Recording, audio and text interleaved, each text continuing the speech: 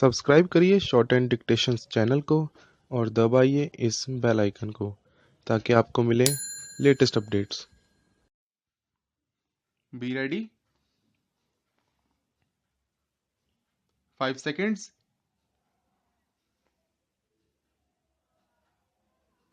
Start. A few days ago, I had the honor of presenting the report of the Planning Commission on the 10th 5-year plan to this House. On that occasion, I said something about the preparation of this report during the last 2 years and more. The report is a fairly formidable volume to look at, but perhaps if all the papers that were prepared in connection with this report during the last 2 years were piled together, they would be something in the nature of 100 times this volume. That, of course, does not mean that the quality of the work must be necessarily be high, but I mention this fact merely to indicate to the House how much labor had gone, how much discussion had taken place before this report reached its more or less final stage. In a subject like planning, I do not know what honorable members of this House think, but to me, who is no expert but who has been connected with thinking and discussion about planning for the last many years, I found my own mind expanding and always fresh avenues coming into view, and there is no end to the process. And when I present this report to the House, I would call it in no sense a final report, but a report of the work done thus far. The work continues like the whole question of planning continues, like indeed the vast and varied activity of the nation continues. The book deals in the ultimate analysis not with some theory but also with the activities of hundreds of millions of people in this country, and that is a tremendous theme to think about, and it is a difficult thing, and it has so many uncertainties about it because fortunately human beings are not made after the same model. Each human being is an individual who thinks, who acts somewhat differently from others. We have not, like an engineer, to measure the amount of steel or the amount of cement or something else that goes towards the making of a bridge or some other building. One can weigh and say exactly what the tensions and the strength are.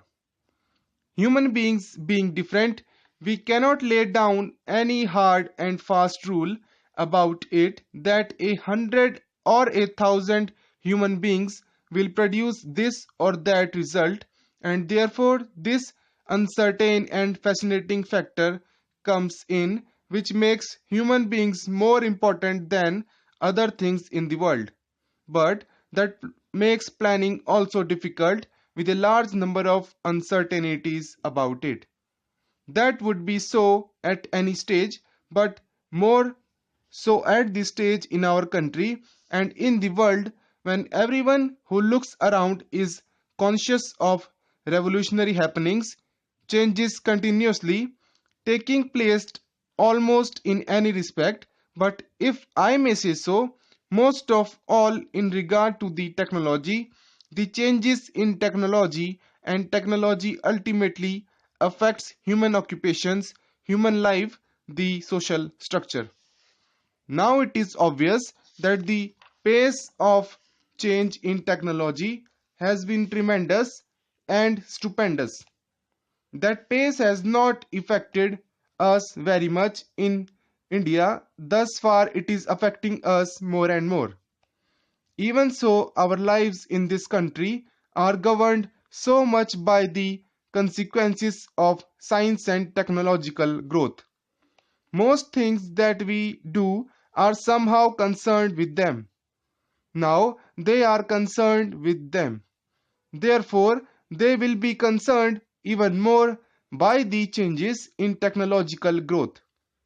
Everybody knows how these changes in technological growth are advancing and affecting, if I may say so, the science of war. We have to deal with atomic energy, the atom bomb, the hydrogen bomb, etc. One does not realize that even in peaceful avocations, the changes are progressively almost as big. They do not create such a bang as the atom bomb does. But in effect, the coming of atomic energy is likely to produce enormous changes. That is, it will bring in all kinds of new supplies of power which will make a great difference to any problem that we may face. But apart from atomic energy, the other changes in technology are very great and they are continuous in affecting anything that we need. If we have a machine, made any big machine, by the time it is ready, it is slightly out of date. Something has taken place which is a little more advanced, a little more effective. Because of this, anything that we may plan is likely to be obviously affected by these changes and other matters long before the period of the plan is over. That is one major uncertainty. Then, of course, there are the uncertainties about our own resources, about the capacity of the human beings in this country as to whether we can devote our energies to this great and mighty task or fritter them away in arguing or in disputing or in quarreling about smaller things in this country. There is presumably a certain maximum quantum of national energy available. It may grow now. How much of that can we devote to this task or implementing a plan? How much of it will be spent in other ways which are not fruitful? How much of it in destructive ways and disruptive ways? All these are uncertainties, and we have seen even in the past few months enough of national energy being, if I may say so with all respect, not only wasted but doing a great deal of harm to the sense of national unity, national purpose of working together. I am not going into the question of the merits of any matter, but it is obvious that we have to undertake a very great task because we start from somewhere near the bottom level of economic advance. Ours is a country which, in terms of per capita income, is very low down in the scale of other countries. We have evidence of technical achievements and there are many great schemes at work.